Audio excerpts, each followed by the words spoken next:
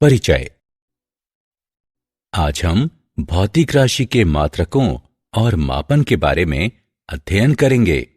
क्या आपको पता है तापमान को किस मात्रक में मापा जाता है? हाँ सर, तापमान को सेल्सियस में मापा जाता है। बहुत अच्छे, लेकिन तापमान का मानक मात्रक केल्विन है। लेकिन सर, हमें प्रत्येक राशि के लिए मानक मात्रक की जरूरत क्यों होती है? किसी राशि को अंतरराष्ट्रीय और वैश्विक रूप से मापने के लिए हम एक मानक मात्रक का प्रयोग करते हैं। अब आइए हम मात्रकों और मापन एवं संबंधित शीर्षकों का अध्ययन करें। उद्देश्य।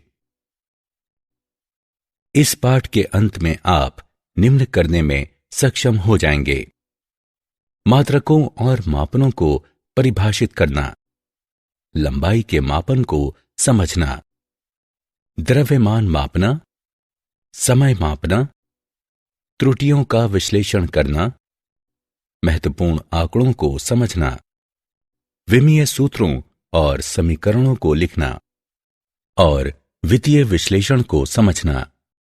मात्रक और मापन। भौतिकी के अध्ययन में मापन बहुत अधिक महत्वपूर्ण है। किसी भौतिक राशि के मापन में निम्न की जरूरत होती है: एक मानक उस रूप में जिसमें राशि को मापा जाना है, आंकिक मान जो ये प्रदर्शित करे कि भौतिक राशि में मानक कितनी बार आता है। मात्रकों को दो वर्गों में वर्गीकृत किया जाता है। वे इस प्रकार हैं: मूल मात्रक और व्युत्पन्न मात्रक। मूल राशियों के मात्रक मूल मात्रक कहलाते हैं। ऐसे मात्रक जो किसी भी आंकिक मान को शामिल किए बिना मूल मात्रकों की सहायता से व्युत्पन्न किए जाते हैं, व्युत्पन्न मात्रक कहलाते हैं। मात्रकों की अंतरराष्ट्रीय प्रणाली।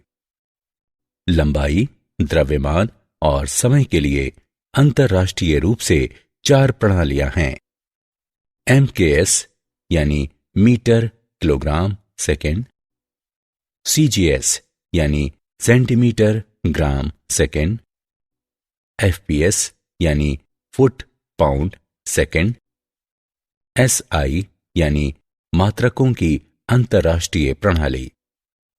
सभी भौतिक राशियों के मात्रक मात्रक की SI प्रणाली में प्राप्त किए जाते हैं। लंबाई का मापन। जैसा कि आप जानते हैं, मीटर पैमाना, वर्नियर कैलिपर्स, स्क्रू गेज आदि लंबाई के मापन हेतु हैं। हम निम्न के लिए कुछ अप्रत्यक्ष विधियों का प्रयोग करते हैं: लंबी दूरियों को मापना और बहुत छोटी दूरियों को मापना। बहुत अधिक दूरी मापने के लिए लंबन विधि का प्रयोग किया जाता है। उदाहरण के लिए, पृथ्वी और चंद्रमा के मध्य की दूरी। आइए इसे एक उदाहरण से समझें। एक लड़की 2 अलग अलग बिंदुओं P और Q से एक दीवार पर छड़ को देख रही है। वो ध्यान देती है कि छड़ की स्थिति दीवार के सापेक्ष बदलती हुई प्रतीत होती है। इसे लंबन कहा जाता है। P और Q के मध्य की दूरी आधार कहलाती है। बहुत छोटी दूरियों को मापने के लिए टनलिंग माइक्रोस्कोपी का प्रयोग किया जाता है, क्योंकि इसकी विभेदन क्षमता बहुत उच्च होती है। उदाहरण के लिए, एक अणु के आकार की गणना। द्रव्यमान का मापन। किसी पिंड के द्रव्यमान को पिंड में मौजूद द्रव्य की मात्रा के रूप में परिभाषित करते हैं। द्रव्यमान से संबंधित 2 महत्वपूर्ण भौतिक राशियां हैं। ये राशियां हैं जड़त्वीय द्रव्यमान और गुरुत्वीय द्रव्यमान।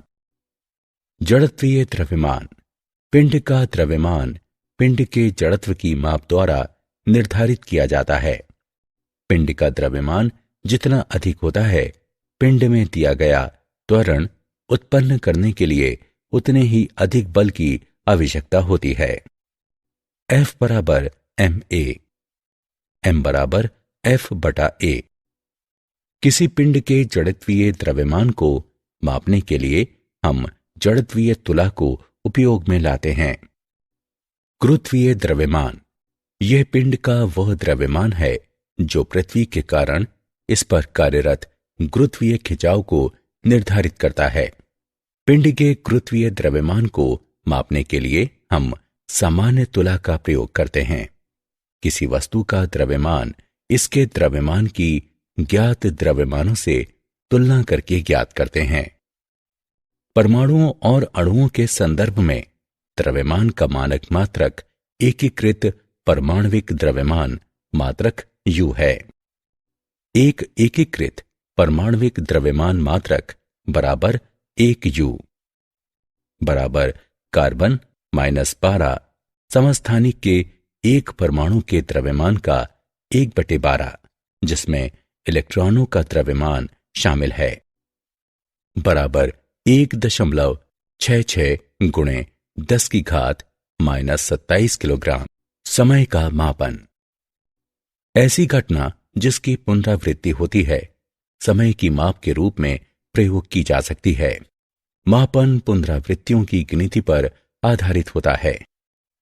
मात्रकों की सभी प्रणालियों में समय का मात्रक सेकंड है। समय अंतराल को मापने के लिए कुछ तकनीकें इस प्रकार हैं। विद्युतीय दोलित्र, ये प्रत्यावर्ती धारा आपूर्ति या 50 हर्ट्ज आवृत्ति का उपयोग करते हैं। एक समय पैमाना प्राप्त करने के लिए इस प्रत्यावर्ती धारा पर संचालित समकालिक मोटर का प्रयोग किया जाता है। विद्युत चुंबकीय दोलित्र, एक अर्धचालक उपकरण द्वारा बहुत उच्च आवृत्ति के विद्युत चुंबकीय दोलन उत्पन्न किए जाते हैं। ऐसे दोलनों की लघु समयावधि का उपयोग लघु समय अंतरालों को मापने के लिए किया जा सकता है। क्वार्ट्ज क्रिस्टल घड़ियां, क्वार्ट्ज क्रिस्टल घड़ी प्याजो विद्युत प्रभाव प्रदर्शित करती हैं। उत्पन्न दोलनों का उपयोग समय अंतरालों को मापने के लिए किया जा सकता है। परमाणविक घड़ियां, इन घड़ियों को परमाणुओं के भीतर आवर्ती कंपनों को मापने हेतु उपयोग में लाया जाता है।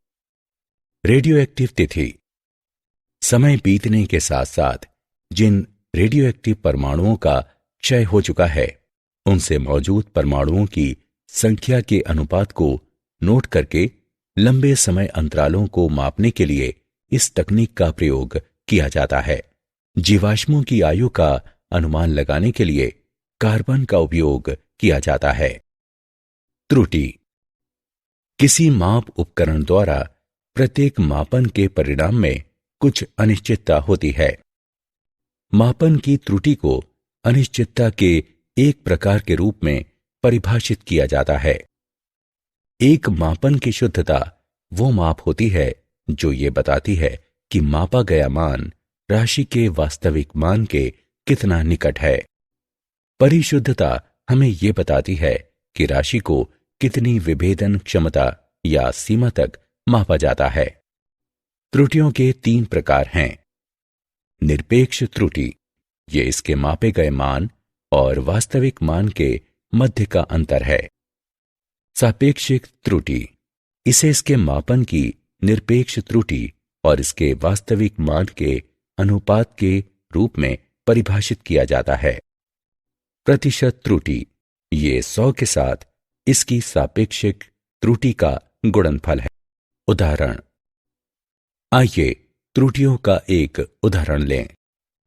एक संधारित्र की धारिता C बराबर 2.0 प्लस या माइनस 0.1 माइक्रोफैरड, जैसे V बराबर 20 प्लस या माइनस 0.2 वोल्ट की वोल्टता तक आवेशित किया जाता है।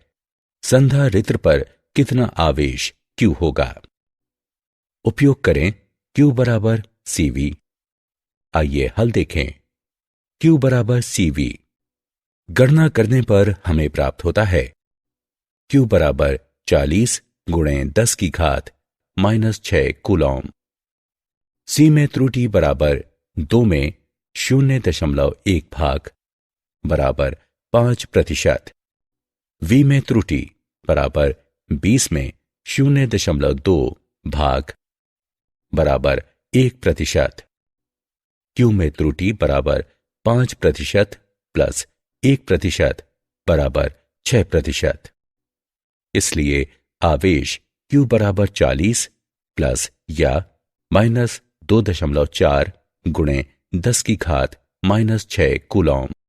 सार्थक अंक। मापन में सार्थक अंक को उस मापन में ज्ञात मात्रकों के रूप में परिभाषित किया जाता है। किसी मापन में सार्थक अंकों की संख्या इसकी शुद्धता के स्तर को प्रदर्शित करती है। इसका अर्थ है मापन में सार्थक अंकों की संख्या जितनी अधिक होती है उस मापन की शुद्धता उतनी ही अधिक होती है। आइए एक उदाहरण लें। 1000 सबसे परिशुद्ध है क्योंकि इसमें 4 सार्थक अंक हैं।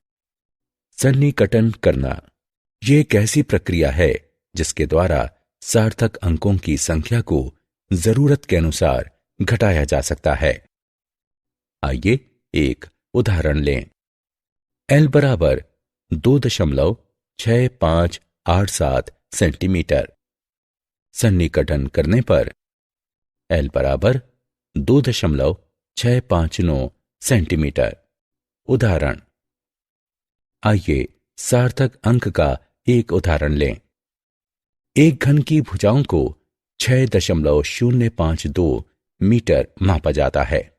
इस घन का आयतन और संपूर्ण पृष्ठ क्षेत्रफल उपयुक्त सार्थक अंकों तक ज्ञात करें। आइए हल देखें। आयतन बराबर लंबाई गुणा चौड़ाई गुणे ऊंचाई। गणना करने पर हम प्राप्त करते हैं V बराबर 221.665 घन मीटर। गुणनफल के मापे गए घटकों में से प्रत्येक में सार्थक अंकों की संख्या 4 है। इस प्रकार आयतन का गणना किया गया मान केवल 4 सार्थक अंकों में होना चाहिए। इस प्रकार V बराबर 221.7 घन मीटर। संपूर्ण पृष्ठ क्षेत्रफल बराबर 6 फलकों का पृष्ठ क्षेत्रफल। गणना करने पर हमें प्राप्त होता है S बराबर 219.76 वर्ग मीटर। प्रत्येक गुणनफल 4 सार्थक अंकों वाले घटक हैं। अंतिम परिणाम भी 4 सार्थक अंकों में होना चाहिए। इस प्रकार S बराबर 219.8 वर्ग मीटर। भौतिक राशि की विमाएं। किसी भौतिक राशि की विमाएं वे घाते हैं जिन्हें उस भौतिक राशि के मात्रक को व्यक्त करने के लिए मूल मात्रकों पर लगाया जाता है। सभी भौतिक राशियों को L, M और T विमाओं के पदों में लिखा जाता है। विमीय सूत्र एवं समीकरणें। किसी भौतिक राशि का विमीय सूत्र एक वर्ग कोष्ठक के अंदर मूल मात्रकों की घातों सहित उनके पदों में एक व्यंजक है। आइए एक उदाहरण लें। वेग का विमीय सूत्र निम्न है। ये एक समीकरण है जिसे एक भौतिक राशि के विमीय सूत्र को इसके प्रतीक के बराबर रखते हुए प्राप्त किया जाता है। आइए एक उदाहरण लें। वेग का विमीय समीकरण V बराबर m⁻0 LT की घात घटा 1 है। विमीय विश्लेषण। भौतिक राशियों के परिमाणों को एक दूसरे में जोड़ा या एक दूसरे से घटाया केवल तभी जा सकता है जब वे समान विमाओं में हों। विमीय विश्लेषण के उपयोग। किसी भौतिक राशि को मात्रक की एक प्रणाली से दूसरी प्रणाली में बदलना। दिए गए भौतिक संबंध के सही होने की जांच करना। दी गई भौतिक राशियों के मध्य संबंध स्थापित करना। क्या आप जानते हैं international bureau of weights and measures एक अंतरराष्ट्रीय मानक संगठन है। ऐसे 3 संगठनों में से एक मात्रकों की अंतरराष्ट्रीय प्रणाली SI की देखरेख हेतु गठित की गई है। संगठन को सामान्यतः इसके फ्रांसीसी नाम BIPM से जाना जाता है। 1893 में शिकागो में धारा और प्रतिरोध के लिए जिन विद्युत मात्रकों को अपनाया गया उन्हें अंतर्राष्ट्रीय कहा जाता है और अंतर्राष्ट्रीय एम्पियर और अंतर्राष्ट्रीय ओम की परिभाषाओं की पुष्टि 1908 में लंदन के अंतर्राष्ट्रीय सम्मेलन में की गई। परिभाषित किए जाने के लिए तापमान पैमानों के प्रयोग करने का तरीका ऊष्मागतिकी तापमान को व्यक्त करने के लिए ये सामान्य विधि है। प्रतीक T संदर्भ तापमान T0 बराबर 273.15 केल्विन हिमांक से इसके अंतर के पदों में ये तापांतर 1 सेल्सियस तापमान कहलाता है। सारांश। आइए हमने जो कुछ सीखा है उसे संक्षेप में दोहराएं। भौतिकी भौतिक राशियों के मापन पर आधारित एक मात्रात्मक विज्ञान है। कुछ भौतिक राशियों को मूल या आधार राशियों के रूप में चुना गया है। मात्रकों की अंतर्राष्ट्रीय प्रणाली SI 7 मूल मात्रकों पर आधारित है जो वर्तमान में अंतर्राष्ट्रीय रूप से स्वीकृत मात्रक प्रणाली है और व्यापक रूप से पूरी दुनिया में उपयोग में लाई जाती है। SI मात्रकों का सभी भौतिक मापनों में प्रयोग किया जाता है। इनसे आधार राशियां और व्युत्पन्न राशियां दोनों प्राप्त की जाती हैं। भौतिक मापनों को वैज्ञानिक संकेतन में छोटी या बड़ी राशियों में 10 की घातों के साथ व्यक्त किया जाता है। किसी भी भौतिक राशि की गणना करने में संबंध में शामिल व्युत्पन्न राशियों के लिए मात्रकों को बीजगणितीय राशियों के रूप में माना जाता है जब तक कि अभीष्ट मात्रक प्राप्त नहीं हो जाते। भौतिक राशियों के मापन के लिए प्रत्यक्ष और अप्रत्यक्ष विधियों का प्रयोग किया जाता है। परिणाम को व्यक्त करते समय मापन में त्रुटियों के साथ सटीकता और परिशुद्धता का ध्यान रखा जाता है। भौतिक राशियों आदि में संबंध स्थापित करके समीकरणों की विमीय एकरूपता की जांच करने के लिए विमीय विश्लेषण का उपयोग किया जा सकता है।